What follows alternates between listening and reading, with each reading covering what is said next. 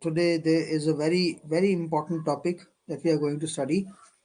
Benjamin Johnson or Ben Jonson, and he is, you know, although he was a contemporary of William Shakespeare, and apart from being contemporary of William Shakespeare, he was equally popular uh, to William Shakespeare. Yet he was in stark contrast, completely in contrast to what William Shakespeare wrote. We are going to discuss it very soon. Although I'm not going to wait for more students, because I just need one student to begin the class. Because if there isn't any student, the class will not be saved. So my usual question: am I audible? ये तो पहले लिख दिया करो जब मैं बोल रहा होता हूँ ना हाय हेलो, तो पहले लिख दिया करो कि सर यू आर ऑडिबल, ताकि अपने 5-10 सेकंड बच जाया करें.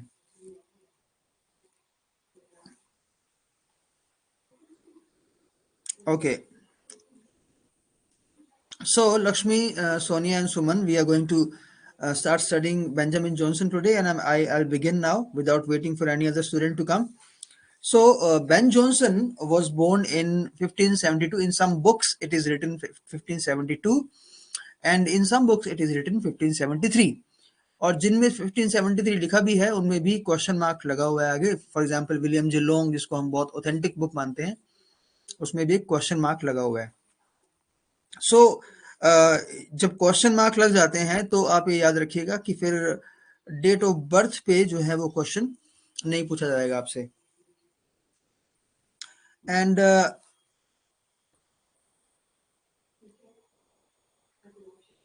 ये थोड़ा सा लिखने में गलती हो गई है. His father, okay, his father was a clergyman and his mother was a member of a prominent family. Okay, so it will be corrected in the PDF that you're going to get. Johnson का जो childhood था बहुत ही ट्यूमुल्टस था, बहुत ही you know fights, झगड़े, tensions, problems से भरा हुआ था. Why? Because his father was arrested. Okay, and he was orphaned at a very young age. Okay, and because of that, he was sent to live with his wealthy uncle. But his relationship was strained. Okay, his relationship with his uncle was not good one. Okay, जैसा traditionally आप फिल्मों में भी देखते होंगे. But there was one good thing that came out of this relation, and this good thing was that he got a very good education, okay, at Westminster School, where he excelled in Latin. So he studied Latin very deeply, and we are very soon going to see that this learning of Ben Jonson had a deep effect on his writing style and even on the content that he produced. Okay, we are very soon going to see that. As far as his career is concerned, he began his career as an actor. Okay, but very quickly he turned to writing plays. Okay, and his early plays were performed at the Globe Theatre, and you have heard it about the Globe Theatre many times now.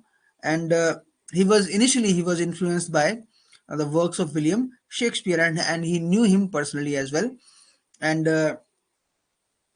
he has admired him a lot, William Shakespeare. Although his style and his way of writing was different from that of William Shakespeare.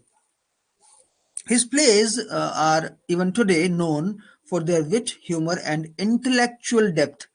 Okay, because he was a highly educated person, and I would say not highly educated, but classically educated. Okay, he he read Latin, and this Latin had a great effect on his writing. And apart from being a dramatist, he was also a prolific poet. Okay, and also wrote a number of masks. What are masks? Masks are a kind of performance, a kind of mini drama, which was generally demanded or commanded by the king or the queen. And in this short or very mini drama, people used to wear costumes, or people used to wear the makeups of the characters that they were performing. Mainly जो यहाँ पर acting इतनी important नहीं थी जितनी कि costume और makeup important होता था, है ना। ये भी हम, बिकॉज हम इसके वर्क्स को शॉर्ट में डिस्कस करेंगे तो मास्क भी आएंगे सामने। So these mask were very popular in the court of James the first and also Charles the first. दोनों के जो रेन थे, दोनों के जो कोर्ट्स थे, उनमें ये पॉपुलर थे masque. Let me have a look at, okay, Vimala has also joined. So इस स्लाइड में कुछ बातें जो थी याद रखने की, वो ये है कि ये बहुत ही क्लासिकली एजुकेटेड था। ये आप दिमाग में रखिएगा, बिकॉज इसकी जो राइटिंग है उस पर हमें इस क्लासिकल एजुकेशन का इफेक्ट देखने को मिलने वाला है।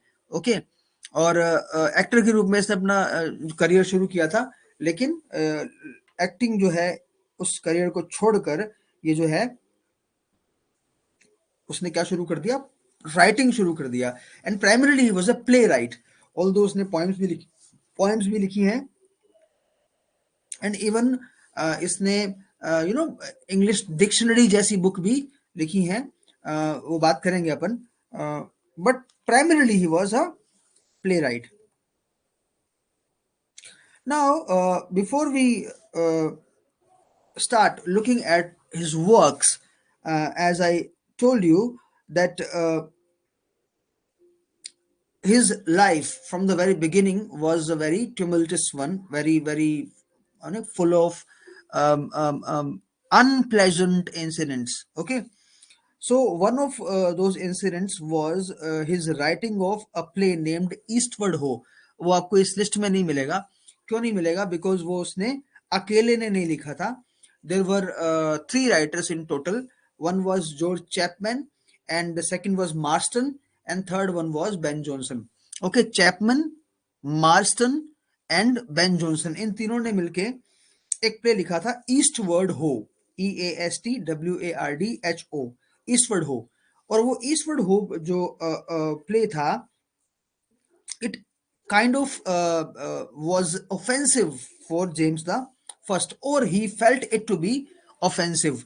Okay, and he found it so offensive that he decided to give death penalty to all of the three writers. Okay, इतना ज़्यादा उसको ऑफेंस फील हुआ कि तीनों को, चैपमैन और मार्स्टन और बेन जॉनसन, तीनों को ही डेथ पेनल्टी का सोचा जाने लगा, है ना। और डेथ भी कैसे, कि उनके कान और नाक जो है उसको काट दिया जाएगा तीनों के, उसके बाद उनको डेथ पेनल्टी दी जाएगी। But somehow all three of them got their pardon. Okay, उनको माफ कर दिया गया। कैसे माफ कर दिया गया इसके बारे में बुक्स में ज़्यादा डिटेल नहीं है, बट इतना पता है कि उन्हें माफ कर दिया गया। और उसका पहला ही जो प्ले था जो कि कोलेबोरेशन में था दो लोगों के साथ, वो it proved to be or it might prove to be fatal to Ben Jonson, but वो बच गया। ओके, लेकिन उसके बाद जो है उसने पीछे मुड़कर नहीं देखा। पहली बात तो आपको ये दिमाग में रखनी है, ईस्टवर्ड हो ये प्ले हालांकि जॉनसन का अकेले का नहीं है, पर इसमें से कई बार क्वेश्चन बन जाता है कि किस किस ने ये प्ले लिखा था। तो आप याद रखिएगा, चैपमैन, मार्स्टन और Ben Jonson. Now, the next thing that I want to tell you is that his works, okay, Ben Jonson's works, were in strong contrast with that of William Shakespeare, okay, and even from the later Elizabethan dramatists. जितने भी letter Elizabethan dramatist थे उनसे भी और Shakespeare से भी इसके जो वर्क्स थे वो अलग थे, कॉन्ट्रास्ट थे ना, में थे। And he was not happy with the romantic tendency of the Elizabethan age. Okay, what was the romantic tendency? It is not the romanticism of the 19th century or the late 18th century. ये वो वाला romanticism नहीं है। Now, what do we mean by the romantic tendency? ये बातें मैं आपको बता रहा हूँ, बहुत ही ध्यान से सुनिएगा, कहानी की तरह सुनिएगा इसको, और एंजॉय भी करिएगा और याद भी रखिएगा कि what Ben Jonson felt that the authors of, or the playwrights especially, of the Elizabethan age were experimenting with the um, classical rules laid down by the Greek, especially Aristotle and other Greek critics. And he was of the opinion that the Elizabethan playwrights were not following the dramatic unities, the three dramatic unities as suggested by Aristotle. And what were those dramatic unities? The unity of time, the unity of place, the unity of action. Okay, थोड़ा थोड़ा बात करनी पड़ेगी, हालांकि my intention was to complete this class today, but it doesn't matter whether this class is completed today or not. We have to get the knowledge we need. These three dramatic unities demanded what? The unity of time. The unity of time demanded that a play should end within the one revolving circle of Earth. Means 24 घंटे के अंदर एक play जो है उसके action को खत्म हो जाना चाहिए. अब 24 घंटे का मतलब ये नहीं है कि एक प्ले 24 घंटे लंबा होगा, है ना. प्ले तो 1 घंटे का हो, चाहे 2 घंटे का हो, चाहे 3 घंटे का हो, लेकिन 24 घंटे के एक्शन, यानी आज मान लीजिए सुबह 5 बजे से के एक्शन दिखाने शुरू किए किसी प्लेराइट ने, तो कोशिश करनी चाहिए कि कल सुबह 5 बजे से पहले पहले के जो एक्शन है उसके अंदर अंदर ही प्ले खत्म हो जाए, है ना. एक दिन से ज्यादा के एक्शन जो है एक प्ले में दिखाए नहीं जाने चाहिए.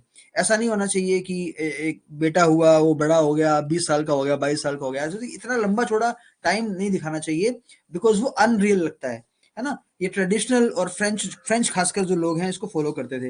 हालांकि हम देखेंगे ड्राइडन आएगा, ड्राइडन आके इन यूनिटीज के थोड़ा सा अगेंस्ट बोलेगा, हम बात करेंगे. Second was the unity of place. Unity of place meant कि अगर आपने लंदन में आपके प्ले का एक्शन शुरू होता है तो वो लंदन में ही रहते हुए लंदन में ही खत्म हो जाना चाहिए, है ना. मतलब आपको जगह नहीं बदलनी है ज्यादा. ऐसा नहीं कि आपका एक सीन लंदन में आ रहा है, दूसरा पेरिस में आ रहा है, तीसरा जो है कहीं और आ रहा है. उससे भी क्या लगेगा, अनरियल लगेगा, है ना. तो ये यूनिटी ऑफ प्लेस थी. And the third one was the unity of action. The unity of action means the play should have a proper beginning, middle and and. एक प्रॉपर बिगिनिंग मिडिल एंड होना चाहिए उसका, है ना. जैसे आजकल flashback techniques में होगा आपने, है ना, बिगिनिंग जो है वो लास्ट में, लास्ट जो है बिगिनिंग में, मिडिल कहीं और आगे पीछे होता है ना, वो नहीं होना चाहिए. तो एलिजाबेथन प्लेराइट्स जो थे, खासकर शेक्सपियर जो है, वो यूनिटी ऑफ एक्शन को तो फॉलो करता था, बट बाकी यूनिटीज जो है आपने प्लेस पढ़ी हैं उसके, बाकी यूनिटीज जो है वो फॉलो नहीं करता. ना तो वो यूनिटी ऑफ टाइम को फॉलो करता है, ना ही वो यूनिटी ऑफ प्लेस को फॉलो करता है. Okay, but Johnson was, you know, strictly opposed to this idea. He said that the unities should be, I mean, they should be followed because they are for the good, they are not for the bad. तो उनको follow किया जाना चाहिए. Now, having said all of these things, I would like to give you a brief introduction of the works. Then we'll discuss the works in a little detail. Welcome, Charul, as well. I have to see whether there is a chat. No. So his plays, पहले मैं थोड़े से जो थोड़े से ज़्यादा popular plays हैं उनके नाम दिए हैं मैंने. The Alchemist, the Bartholomew Fair. Bartholomew Fair आपने सुना होगा, चार्ल्स स्लैम का जो ऐसे है चिमनी स्वीपर्स, उसमें आता है ये, लेकिन अपन बात करेंगे. Catiline, Every man in his Humour, Epicoene और द साइलेंट वुमन, एक ही बात है. The New Inn Sejanus which is a tragedy, Volpone और द फोक्स, ये इसके कुछ पॉपुलर प्लेज हैं. Then we move to his poetry. Poetry की बात करें तो इस एज में, जिस एज में बेन जॉनसन था उसमें तो ये पॉपुलर थी, लेकिन उसके बाद में इतनी ज़्यादा पॉपुलर इसकी पोइट्री नहीं रही है.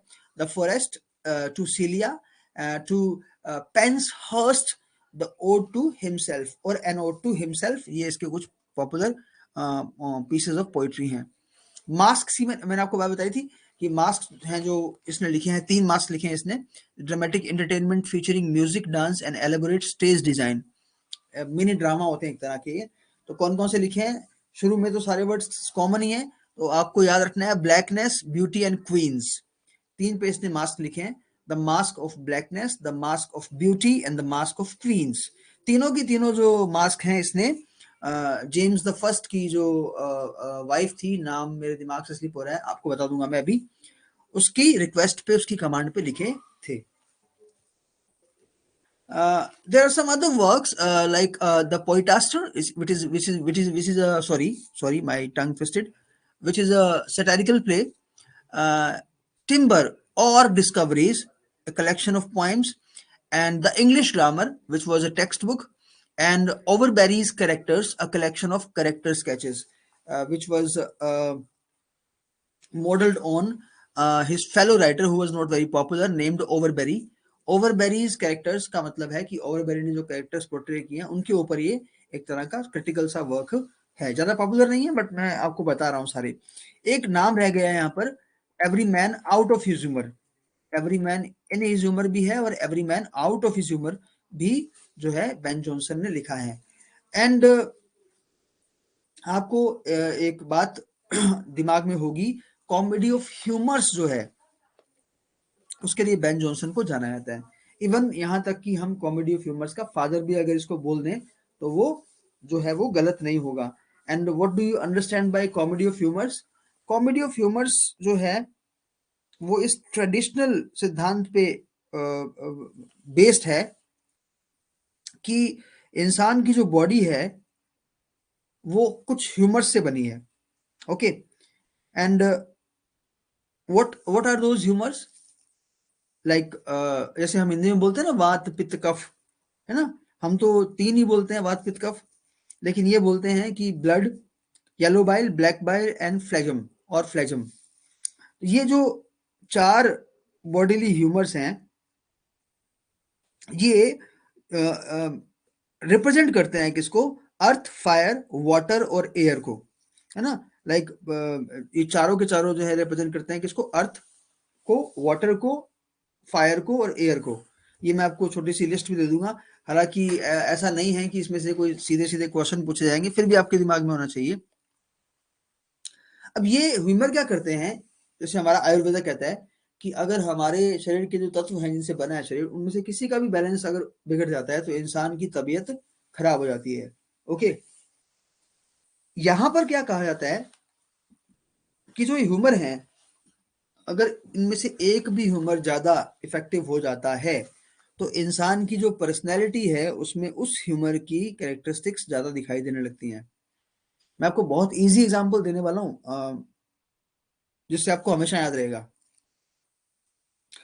आप एक चीज देखिएगा, एक इंसान जो हमेशा एक सी कंडीशन में रहे, चाहे वो दुखी क्यों ना हो, चाहे वो मिजरी क्यों ना हो, वो अगर एक ही कंडीशन में रहने वाला इंसान बार बार आपके सामने आएगा तो वो क्या क्रिएट करेगा आपके मन में? आपके मन में कॉमेडी क्रिएट करेगा, हंसी क्रिएट करेगा। कैसे करेगा? मैं आपको लाइव एग्जांपल देता हूँ। आपने कई मूवीज में देखा होगा, ये जो अपना छोटा सा मेरी मेरी जैसी हाइट का बंदा है, Rajpal Yadav. Rajpal Yadav is a comedian. Okay, और कई मूवीज में आपने देखा होगा ऐसा कि जब जब भी राजपाल यादव आता है तो वो हमेशा दुखी या मिजरी में होता है। कई कई फिल्म में देखा है मैंने ऐसा। फॉर एग्जाम्पल भूल भुलैया में वो हमेशा मिजरी में रहता है ना? तो उसकी उस मिजरी को देख के हाँ हम उस पे तरस नहीं खाते हैं, हमें हंसी आती है। तो ये क्या है? ये एक लाइव एग्जांपल है कि जब एक कोई भी बॉडीली ह्यूमर हमारे अंदर ज्यादा इफेक्टिव होता है बाकी तीन की तुलना में, यानी कि बैलेंस नहीं हो, तो उस ह्यूमर के कारण उस आदमी के अंदर एक गुण आ जाता है। चाहे वो दुखी रहने का गुण हो, चाहे वो हमेशा चिड़चिड़ा रहने का गुण हो, गुण दोष जो भी, चाहे वो हमेशा हंसते रहने का गुण हो, एक कैरेक्टरिस्टिक डोमिनेंट हो जाती है उसकी पर्सनैलिटी में। और उससे क्या क्रिएट होती है? कॉमेडी क्रिएट होती है। और उससे जो कॉमेडी क्रिएट होती है उसे हम कॉमेडी ऑफ ह्यूमर्स कहते हैं। Okay, I hope you are getting me now कि कॉमेडी ऑफ ह्यूमर्स क्या होती है? कि जब ह्यूमर्स जो है डिसप्रोपोर्शनेट हो जाते हैं, जब कोई एक ह्यूमर जो है वो ज्यादा इफेक्टिव होता है, ज्यादा डोमिनेंट होता है, तो उसके कारण उस आदमी का वो जो उस ह्यूमर के द्वारा रिप्रेजेंटेड जो इमोशन है वो सामने रहता है और उसके कारण कॉमेडी क्रिएट होती है। और वो कॉमेडी जो है उसको हम कॉमेडी ऑफ ह्यूमर्स कहते हैं और हम बेन जॉनसन को कॉमेडी ऑफ ह्यूमर्स का फादर भी बोल सकते हैं। ओके, और ऐसा नहीं है कि every man and his humour सिर्फ एक ही कॉमेडीज में ह्यूमर का यूज किया गया है। लगभग सभी कॉमेडीज में हमें कॉमेडी ऑफ ह्यूमर्स देखने को मिलती है। Okay, so moving ahead,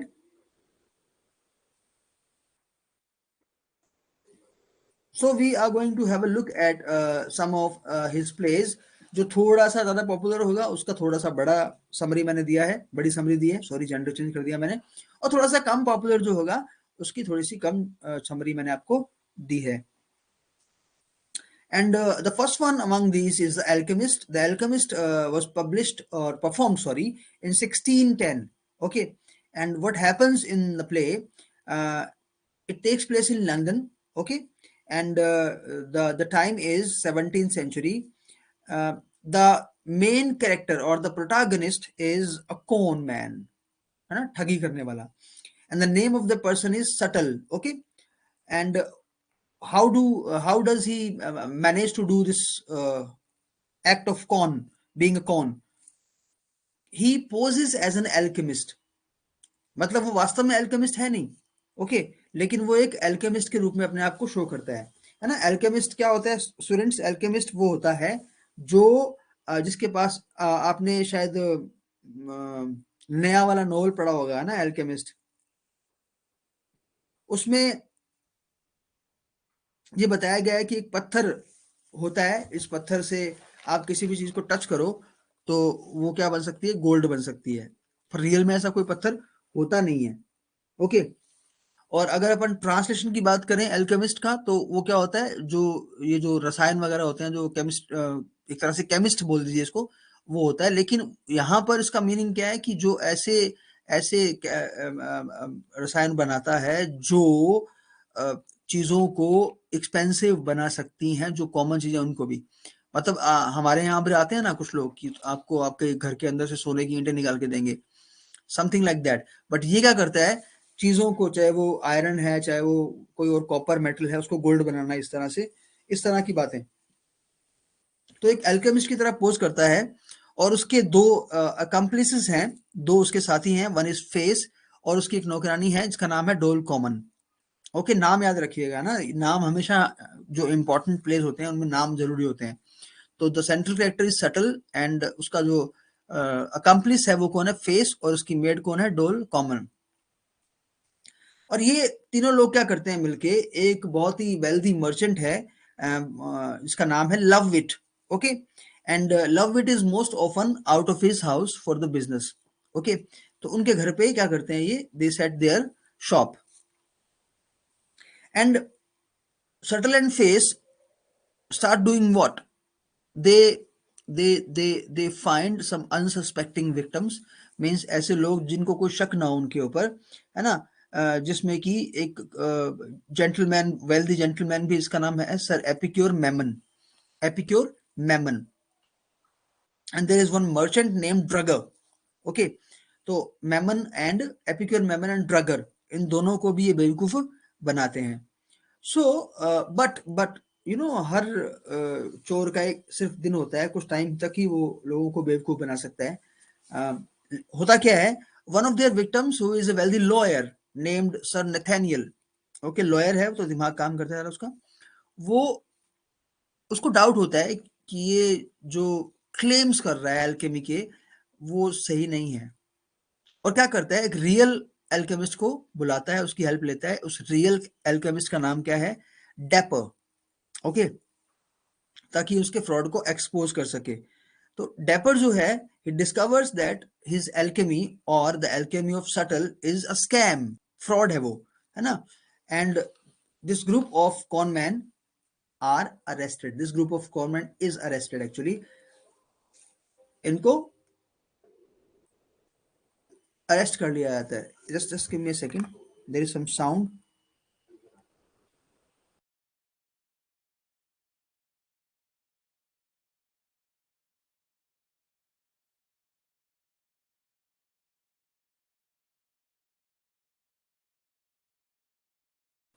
Okay, and what happens in the end? Lovewit returns home, and he's very shocked to discover that this kind of quackery was going on his in his house in his absence, and he vows to be more careful the next time. Okay, कि मैं अगली बार से ज्यादा careful रहूंगा, ऐसे मैं किसी को अपना मकान किराए पे नहीं दूंगा. So this alchemist play is a kind of show of quackery, or the conmanship of uh, being an alchemist by a character named Subtle, and his friend face and his made डोल common. ये तीन नाम तो आपको याद रखनी है। लवविट के घर में वो मकान पे किराए पे लेते हैं। एपिक्यूर मेमन उन ड्रगर को ये ठगते हैं। और सर नेथानियल जो है उनको इस पे डाउट होता है और वो एक रियल एल्केमिस्ट की हेल्प लेता है। और वो जो रियल एल्केमिस्ट है उसका नाम क्या है? Dapper. Okay, so this was the story of alchemist.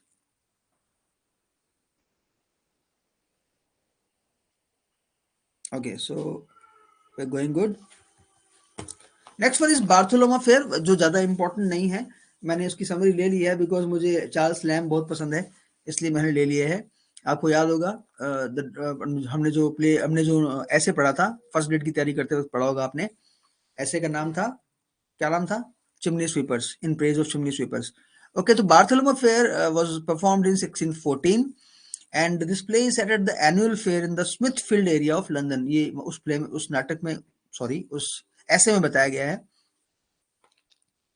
And wide variety of people gathered there, and the play follows the antics of various characters who are attending the fair, including a Puritan, a hog knocker, सुअरों को मारने वाला, and a puppet showman, कठपुतलियों का खेल दिखाने वाला।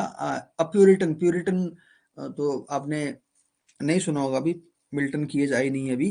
Puritans कौन थे? The ones who wanted to purify the religion from the clutches of the church, है ना? बात करेंगे अपन। So Barcelona Fair is very well known for its depiction of diverse and colorful characters, है ना? जो उस फेयर में हमें देखने को मिल सकते हैं। And the play was well received in Johnson's time. Modern times में भी इसको कई जगह पे अडॉप्ट किया गया है, but I can tell you that ये इतना पॉपुलर नहीं है जितना कि अल्केमिस्ट और every man in his humour plays इसके हैं। दो फेमस प्लेज हैं इसके, अल्केमिस्ट और every man in his humour. हालांकि एपिकेर और वॉल्पोन भी फेमस हैं, लेकिन ये उतना फेमस नहीं है। फिर भी मैंने आपको नाम बता दिया, हल्का फुल्का आइडिया आपको दिमाग में रखना है। Catiline is a tragedy by Ben Jonson, again not very popular, and it was performed in 1611. Okay, it is based on a Roman politician named Catiline, who was very notorious for his ambition and also his role in his role in the conspiracy to overthrow the Roman Republic. Roman Republic को खत्म करने में जो conspiracy थी उसका भी इसमें हाथ रहा था। एंड जैसा कि बेन जॉनसन पॉपुलर है, बेन जॉनसन हिस्ट्री के साथ छेड़छाड़ नहीं करता जैसा शेक्सपियर करता था। Ben Jonson is always very accurate in his depiction of historical characters, है ना? और because he was well studied in ancient literature और एंशियंट हिस्ट्री। तो ये मैं भी बोलता हूँ और यहाँ लिखा ही मिल गया आपको कि it was not as popular as some of other works of Ben Jonson. Okay, so Catiline is a tragedy, याद रखिएगा। एक और ट्रेजेडी आएगी, सेजानल्स।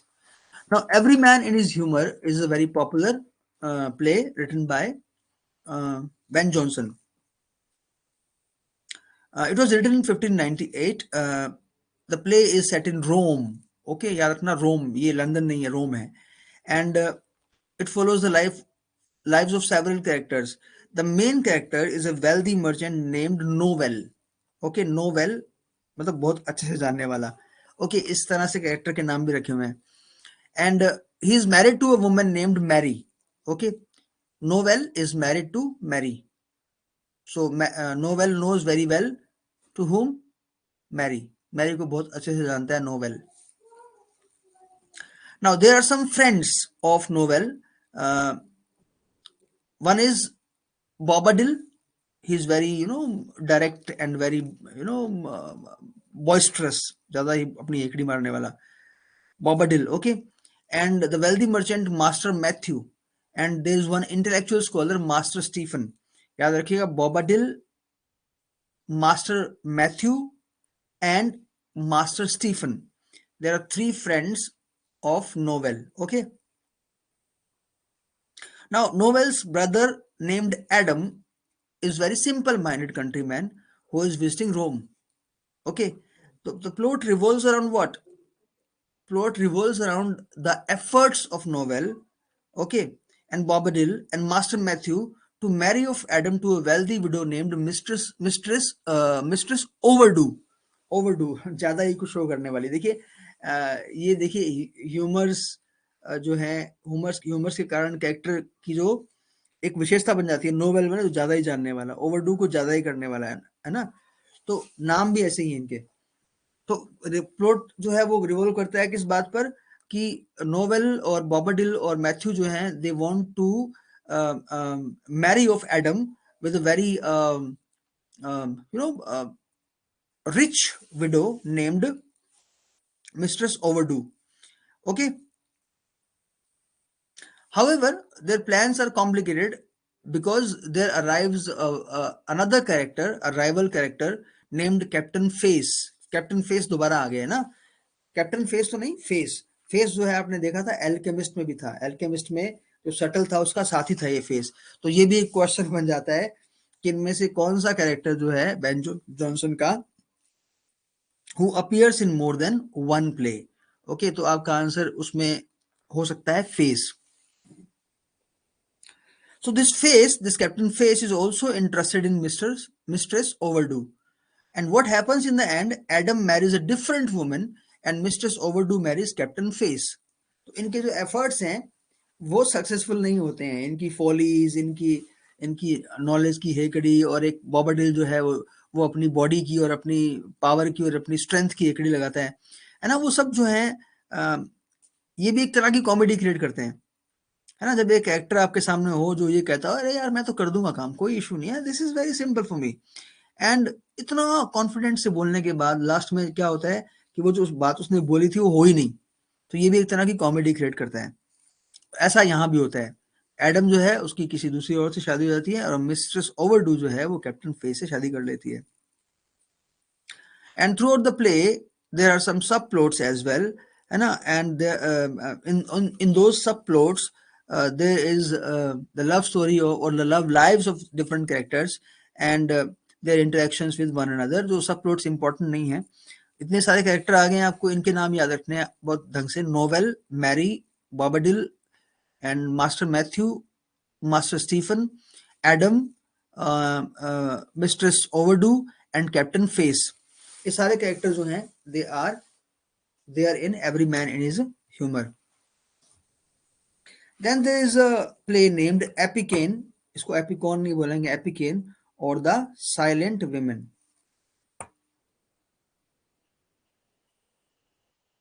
Yes, Lakshmi, you are right. Shakespeare performed in Every Man in His Humor. You are right. So, Epican or the Silent Woman, uh, again a play by Ben Jonson. It was first performed in 1609, and there is a character named Moros. Okay, देखिए आप इसको भी आप match कर सकते हैं moron से, है ना। Who is obsessed with silence and has a strict rule that no one is allowed to speak loudly in his house. देखिए ह्यूमर का असर है कि नहीं। एक ही चीज पे अटका हुआ है कि मेरे सामने कोई आवाज नहीं करेगा और जोर से तो बिल्कुल भी नहीं करेगा। ओके, दिस इज ह्यूमर और the this balance of humour. Now this morose nephew named Dauphin plots to marry him to Epicene, a supposed silent woman, in order to inherit his fortune। मतलब उसका चाचा जो है morose, डॉफिन का uncle बोल दीजिए, उसकी शादी करवाना चाहता है वो एक एपिकेन नाम की विमेन से, जो कि सपोजिटली एक साइलेंट वुमेन है, मतलब बोलती नहीं है वो, है ना। तो होता क्या है फिर, डॉफिन enlists the help of a group of characters including a captain, a musician and a lawyer to help him carry out the plan। Plan की बात कहां से आ गई इसमें? प्लान की बात ये आ गई इसमें कि ये supposed silent women in real it is not a silent women. Okay, कौन है ये हमें पता लगेगा जल्दी। This group tries various schemes to bring about the marriage, including disguising Epicene as a man and setting up a fake court case। In the end, it is revealed that Epicene is actually a woman who can speak, and the group's schemes are foiled। तो ये जो group है उनकी जो पूरी schemes हैं वो क्या हो जाती है, फॉयल हो जाती है, बिगड़ जाती हैं। और क्योंकि उसके चाचा को पता लग जाता है कि this woman can speak, Moros is disappointed and decides to marry a different woman who is actually silent. Okay, the play ends with the characters singing a song and dancing. So in this way again, ये वही same तरीका यहाँ पर भी है कि एक character जो है उसमें एक डिसबैलेंस है, उसमें एक सनक है कि मुझे आवाज नहीं चाहिए, है ना? कुछ भी कोई करे, कोई कुछ भी बोलने की कोशिश करे जोर से तो आवाज नहीं चाहिए। ये भी एक तरह का डिसबैलेंस है किसका? ह्यूमर्स का। तो ये हमें कहाँ देखने को मिलता है? एपिकेन में देखने को मिलता है। ये बिल्कुल सबसे कम इम्पोर्टेंट कॉमेडीज में से एक है। 1629 नाम याद रख लेना बस आप। 1629 में परफॉर्म की गई थी ये, है ना? एक इंग्लैंड के स्मॉल टाउन जो है उसमें इसकी सेटिंग है प्ले की, और कुछ कैरेक्टर्स हैं जिनका आपस में रोमांटिक इंटेंगलमेंट्स है। और किसके लिए पॉपुलर है ये आप पढ़ लेना। मैं तो कभी इसके बारे में सुना भी नहीं है किसी पेपर में सुना नहीं है ना। वर्क्स पढ़ते वक्त तो मैंने देखा है इसको, लेकिन पेपर में नहीं सुना। So the New in is a comedy by Ben Jonson, and it was not as successful. As successful क्या? बिल्कुल भी सक्सेसफुल नहीं थी। सभी प्लेस किसी प्ले राइट के सक्सेसफुल हो ये जरूरी नहीं होता। Then there is this tragedy, Caesarius, his fall, and it was performed in 1603, and it is based on the life of a Roman general named Caesarius, uh, who was known for his ambition and um, also in the conspiracy to overthrow the Roman emperor Tiberius. Okay, Tiberius. तो अब देखिए Caitlin और सेजेनस में एक common चीज है, दोनों में ही जो है कैटलिन भी और सेजेनस भी दोनों ही अपने रोमन एम्परर को या रोमन किंगडम को ओवरथ्रो करने में जो है कंस्पिरेसी में शामिल होते हैं। तो यहाँ पर सेजानस को याद रखिएगा, रोमन एम्परर टिबेरियस को याद रखिएगा।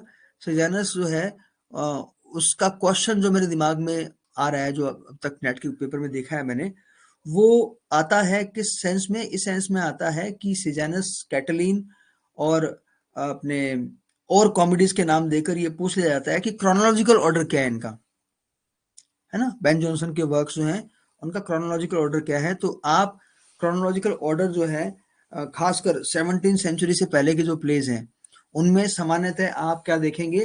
परफॉर्मेंस को मैटर करते हुए मानेंगे। आप परफॉर्म कब किया गया था उस हिसाब से डेट मानेंगे, बिकॉज पहले जो प्लेज हैं उनकी परफॉर्मेंस होती थी लिखित, पब्लिश जो है वो बहुत लेट हुआ करते थे, है ना? तो पब्लिकेशन की डेट इज नॉट इम्पॉर्टेंट। हाँ, बाद में जाके 17th सेंचुरी के बाद में जाके 18th सेंचुरी के बाद में जाके जब पब्लिकेशन वाला बिजनेस बहुत पॉपुलर हो गया, तब जो है पहले पब्लिकेशन होने लगा और फिर परफॉर्मेंस होने लगी। लेकिन उससे पहले आप देख सकते हैं शेक्सपियर के सारे प्लेज जो हैं वो कभी भी लिखे गए हों, कभी भी परफॉर्म किए गए हों, लेकिन पब्लिश जो है वो सारे एक साथ 1623 में हुए थे, है ना? तो इस रूप में आप इसको सेजानस को याद रखिएगा। चलिए, मुझे पता है ये पूरा नहीं होगा। 25 स्लाइड्स हैं एंड अभी 13 ही हुई है। सो अभी तो 1 घंटा और लग जाएगा, कम से कम 40 मिनट और लग जाएंगे। और थोड़ा सा चीज़ों को सिस्टमेटिक बनाने की कोशिश की है मैंने। मुझे पता है अभी परफेक्ट लेवल पे नहीं पहुंचा हूँ मैं, लेकिन 2 दिन 3 दिन में मैं और आपको अच्छे से टाइम टेबल के अकॉर्डिंग आपको सारी इंफॉर्मेशन मिल जाएगी कि कौन सी क्लास कौन से डे को होने वाली है ना? कितने बजे होने वाली है? कोई इमरजेंसी चेंज होगा तो वो आपको व्हाट्सएप ग्रुप पे पता लग जाएगा। और आप में से अगर कोई व्हाट्सएप ग्रुप पे नहीं हो तो प्लीज़ जुड़ जाना। ओके, सो आपको पीडीएफ मिली हुई है, you just read it, and हम कल दोबारा मिलेंगे इसी क्लास के साथ। तब तक के लिए गुड नाइट।